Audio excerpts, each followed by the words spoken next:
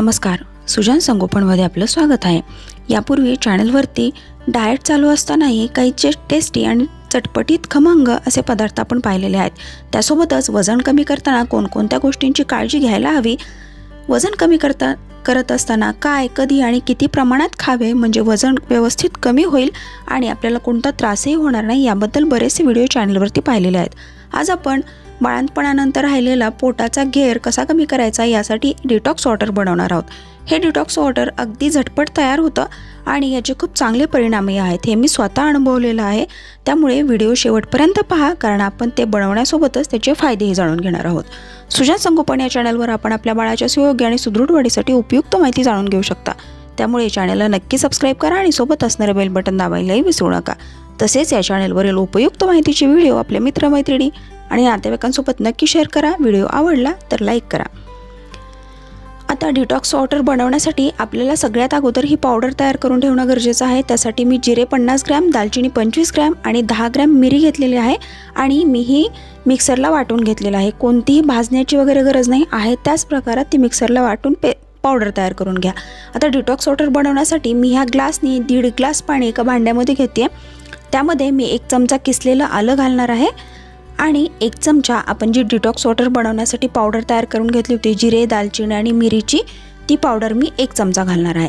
आणि आता हे 1 ग्लास पाणी, 1.5 ग्लास पाणी मी 1 ग्लास होईपर्यंत व्यवस्थित उकळून घेणार आहे। हे डिटॉक्स वॉटर सकाळी उठल्याबरोबर काही खाण्याच्या अगोदर घ्यायचं आहे आपल्याला, आणि संध्याकाळी आपण ज्यावेळी चहा घेतो त्या चहाच्या अगोदर घ्यायचं आहे। साधारण हे डिटॉक्स वॉटर घेतल्यानंतर अर्धा तास काही खायचं किंवा प्यायचं नाही आहे आणि कोमट स्वरूपात असताना हे डिटॉक्स वॉटर घ्या, अगदी गरम असताना कधीही घ्यायचं नाही आहे। आता हे व्यवस्थित 1 ग्लास झालेलं पाणी मी कोमट करून घेतलेलं आहे आणि कोमट झाल्यानंतर मी त्याच्यामध्ये लिंबाचा रस घालून घेते। त्याचा रस कधीही अगदी गरम पाण्यामध्ये घ्यायचा नाही, कोमट पाण्यामध्येच तो रस घ्या।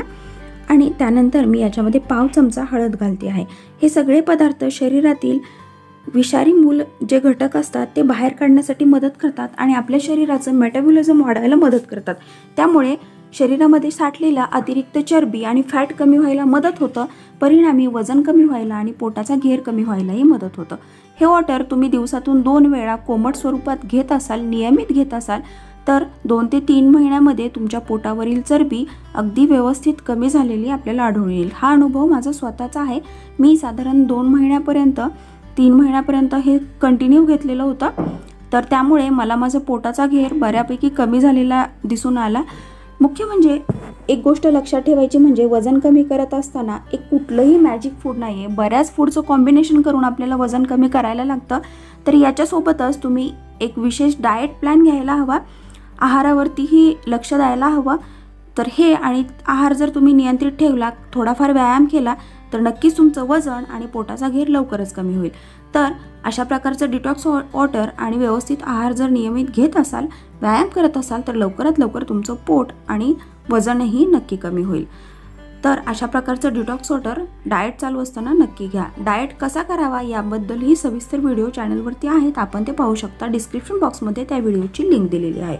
सुजान संगोपन या चॅनलवर आपण आपल्या बाळाच्या सुयोग्य आणि सुदृढ वाढीसाठी उपयुक्त माहिती जाणून घेऊ शकता, जसे की उन्हाळ्यात, हिवाळ्यात, पावसाळ्यात बाळाची कशी काळजी घ्यावी, लहान मुलांची रोगप्रतिकारशक्ती कशी वाढवावी, बौद्धिक क्षमता कशी वाढवावी, गरोदरपणात आईची आणि बाळाची कशी काळजी घ्यावी, बाळंतपणात आईची कशी काळजी घ्यावी, लहान नवजात बाळाची काळजी कशी घ्यावी, लहान बाळाच्या विकासातील भरपूर साऱ्या महत्त्वपूर्ण गोष्टी, लहान मुलांसाठी पौष्टिक चविष्ट पदार्थ आणि त्याच्या पाककृती, त्याचे फायदे, लहान मुलांचा अभ्यास कसा घ्यावा, लहान मुलांचे खेळ कसे असावे, याबद्दल भरपूर सारे उपयुक्त माहितीचे व्हिडिओ आपण या चॅनलवरती पाहू शकता। त्यामुळे चॅनलला नक्की सबस्क्राइब करा आणि सोबत असणारे बेल बटन दाबायलाही विसरू नका।